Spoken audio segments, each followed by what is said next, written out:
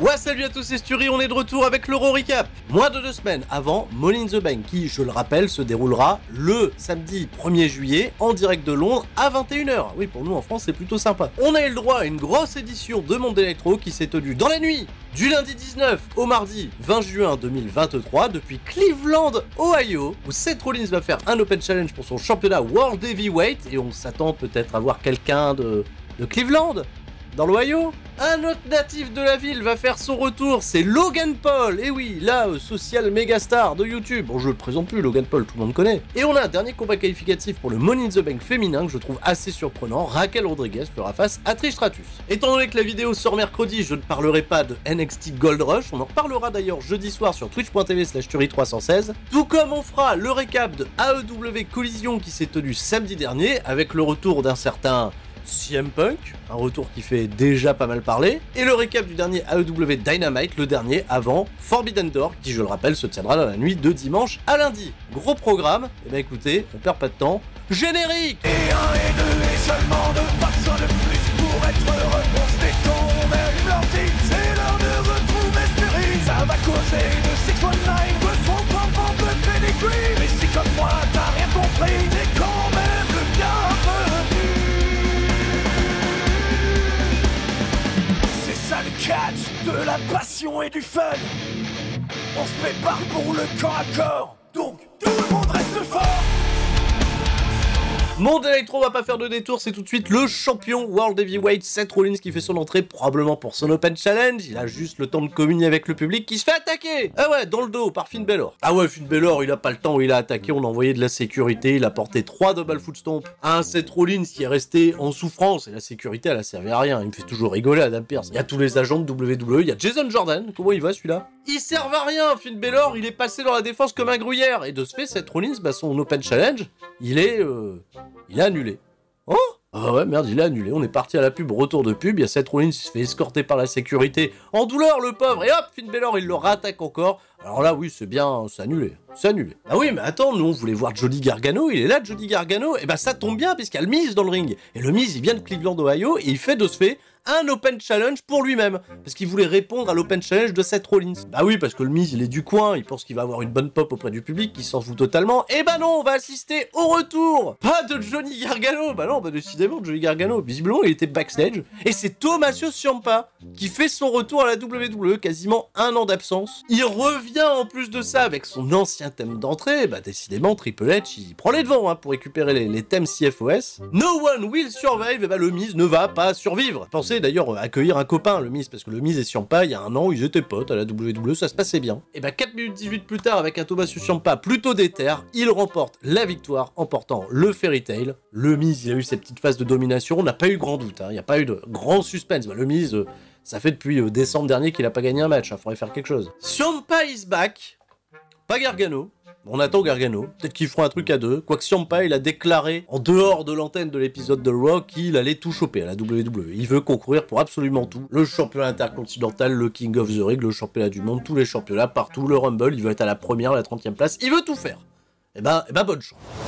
On accueille après ça le Judgment Day qui a fait un gros impact. En tout cas, Finn Balor, il a fait un gros impact. Il est bien déter, bien motivé. Et là, le Judgment Day, ils vont prendre la parole. Tout va changer pour eux d'ici Money in the Bank. Finn Balor, il va devenir champion World Heavyweight. Damien Priest, il va décrocher la mallette. Rhea Ripley, bon, elle a pas de compétition en ce moment. C'est pas Natalya qui va l'effrayer. D'ailleurs, elle va affronter Natalya un petit peu plus tard. Donc elle-même, elle le dit. Moi, c'est bon, je domine déjà. Il y a personne de pertinent dans ce roster.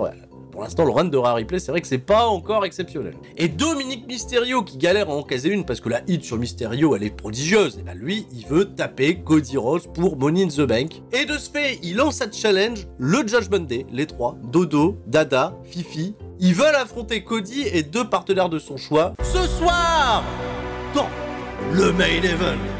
On aura la réponse de Cody un petit peu plus tard. On a un flashback sur tout ce qui s'est passé avec la Bloodline, les Usos, SmackDown, tout ça. J'ai fait le SmackDown Recap, c'est sorti lundi.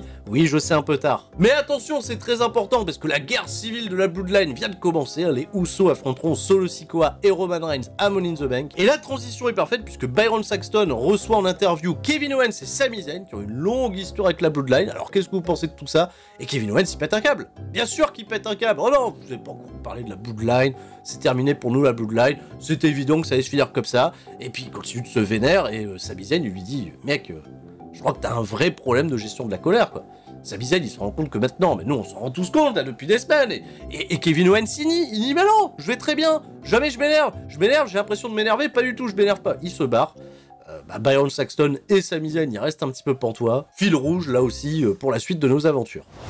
Petit combat féminin par équipe avec Chelsea Green et Sonya Deville qui vont perdre contre la team cassée, Kaylin Carter et Katana Chance, histoire de donner du momentum aux nouvelles venues du côté de NXT, après leur belle performance la semaine dernière contre Shayna Baszler et Ronda Rousey, qu'on verra pas de l'épisode d'ailleurs, les championnes par équipe, je n'étais pas là. 2 minutes et c'est plié, il n'y avait pas une grosse 8, Kaylin Carter et Katana Chance, c'est assez cool, c'est bien, c'est une victoire qui était nécessaire pour les établir un peu plus. Chelsea Green, Sonya Deville, de toute façon, je pense que c'est leur rôle, hein, elles vont pas jouer les premiers plans. Et je le disais, petit fil rouge tout à l'heure, et Cody Rhodes, il va pas avoir une interview backstage, lui on le fait venir sur la rampe d'entrée, et Katie Kelly, elle va lui demander, alors Cody, comment ça se passe? Est-ce que t'acceptes le challenge du Judgment Day? Et oui, il accepte, oui, il allait pas dire non, il accepte le challenge du Judgment Day, il va se trouver 2 mecs backstage, et puis on va y aller à la bagarre, ce soir, dans le main event.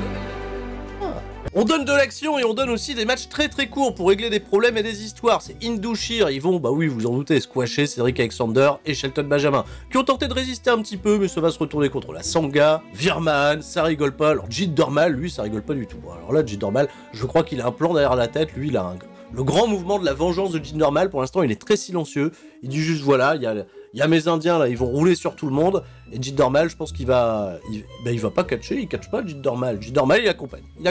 Bon, il n'y a toujours pas de hit, les gens sont pas hyper investis dans l'idée, dans le programme.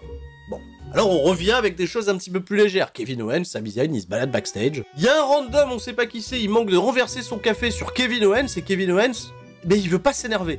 Pour donner tort à Sami Zayn, il fait non, t'inquiète, ça va, je m'énerve pas. Les accidents, ça peut arriver, il y a que les gens stupides qui m'énervent. Et là, hop, il y a Riddle. Et Riddle, il a à peine commencé à parler, il parle de ses films préférés qu'il a vus, que des navets en plus.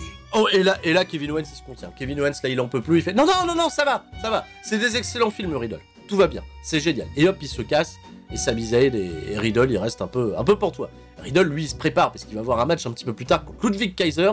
Mais c'est pas maintenant, parce que tout de suite, on va au ring à Cleveland pour une énorme annonce. La salle, elle est plongée dans le noir, et là... Sur une échelle près des mallettes, on y retrouve Logan Paul. Ah ouais, Logan Paul, qu'on n'avait pas revu depuis WrestleMania. Son projet, c'est le Money in the Bank. Et c'est pas bien reçu par le public. Même si Logan Paul, il vient de Cleveland, les gens de Cleveland, ils aiment pas Logan Paul. Logan Paul, il fait, c'est normal. Hein, les plus grands talents de Cleveland, ils quittent Cleveland à un moment donné. Et apparemment, ça a l'air bon, ça a l'air officiel. Logan Paul, il aura pas de match qualificatif contre Bronson Reed ou peu importe pour faire le Money in the Bank.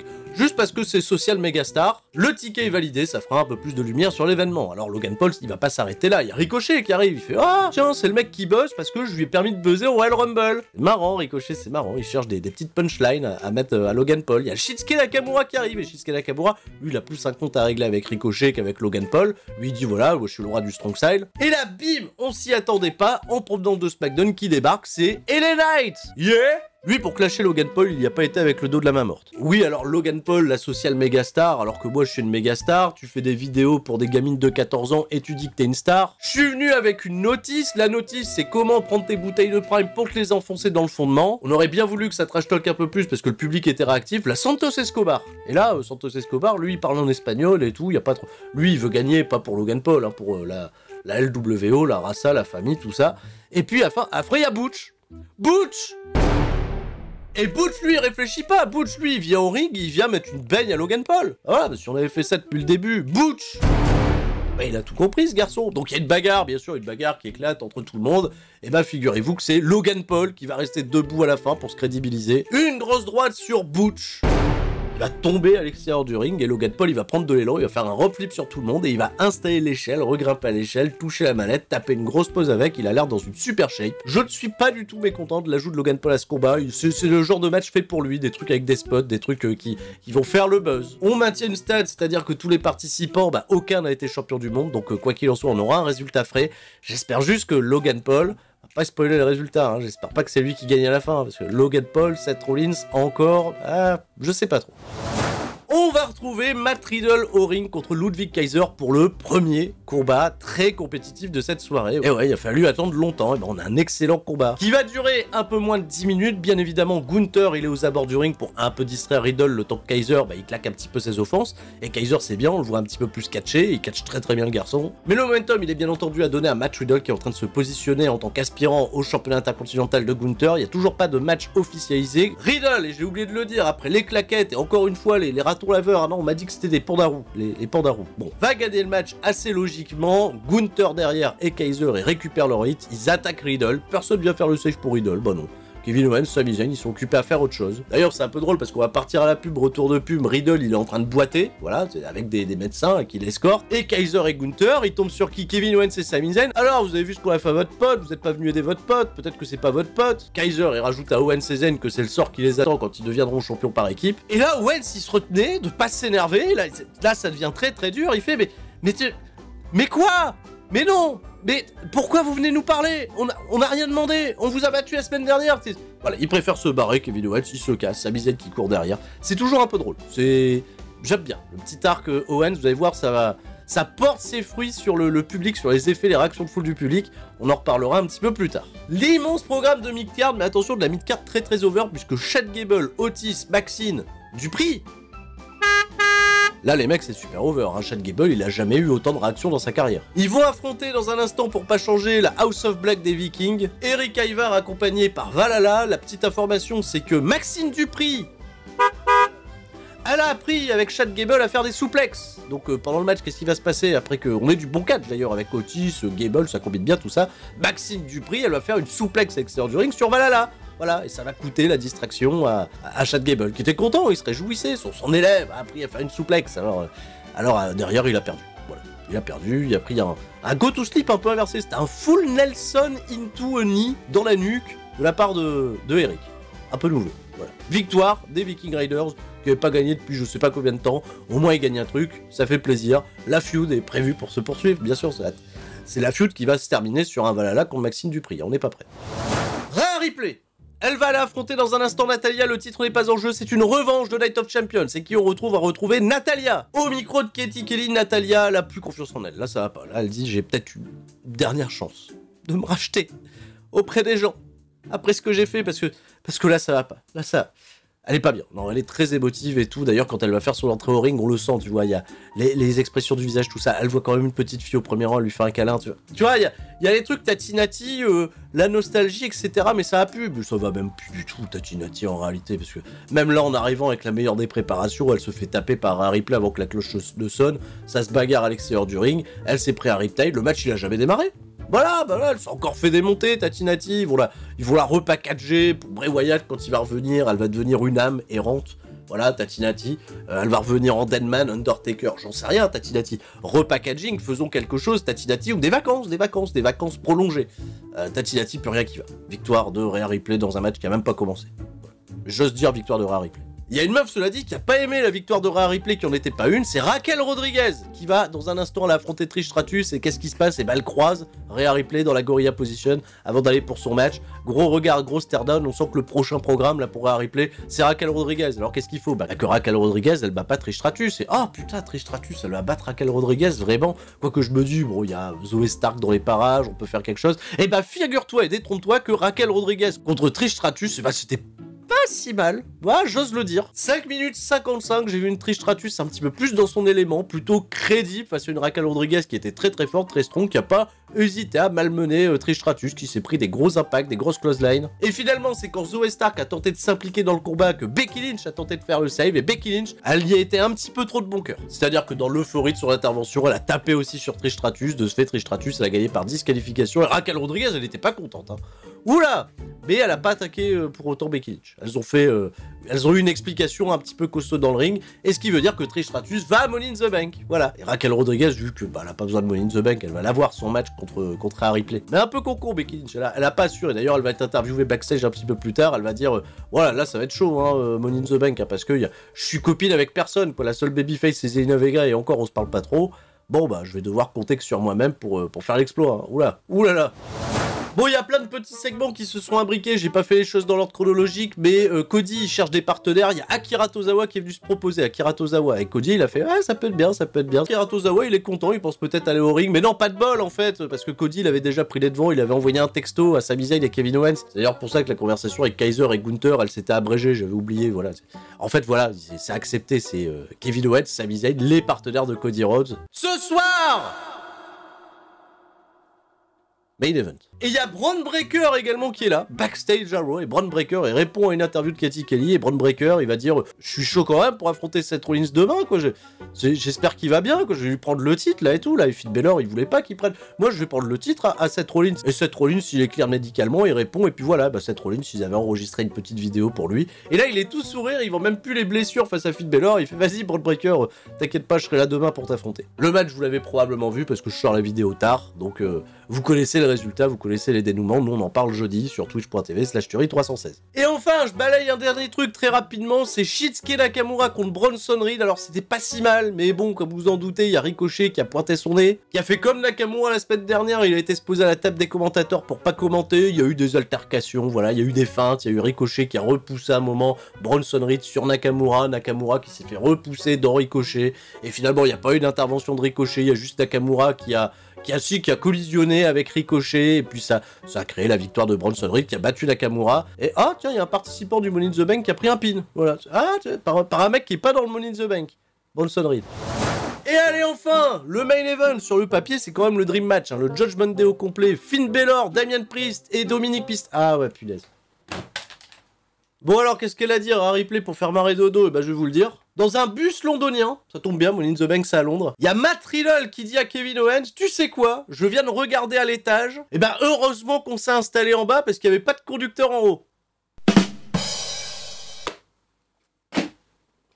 Bien. Face au Judgment Day, on va retrouver donc la Dream Team composée de Cody Rhodes, Kevin Owens et Sami Zayn. Et je le disais, le petit effet Kevin Owens là qui s'énerve et tout. Et bah dès lors qu'il y a un hot tag, c'est la folie. Hein. C'est Sami Zayn qui va prendre une grosse partie de la hit, mais dès lors que Kevin Owens il rentre en jeu, les gens devenaient tarés parce que Kevin Owens il est vénère tout le temps, il est super actif, il court dans tous les sens, il s'arrête jamais. Cody Rhodes, il a aussi lui pour ses comebacks les grosses réactions de la part du public. Ils ont joué un petit peu au chat à la souris avec Dominic Mysterio, ils se sont pas trop touchés, c'est Dodo qui attaquait toujours dans le dos. Cody Rhodes à la fin, il a quand même réussi un petit peu à se venger, en mettre une à Dodo. C'est un excellent main event, les 3 contre 3 que j'adore à la WWE. On ressort toujours très bien Good Mood, surtout quand il y a des happy end que les babyface gagnent à la fin. Je ne m'en lasse pas, une formule qui marche tout le temps. Victoire à la fin de Cody Rhodes sur Damian Priest. Et merde, il y a un deuxième participant du Money in the Bank qui s'est pris un pin.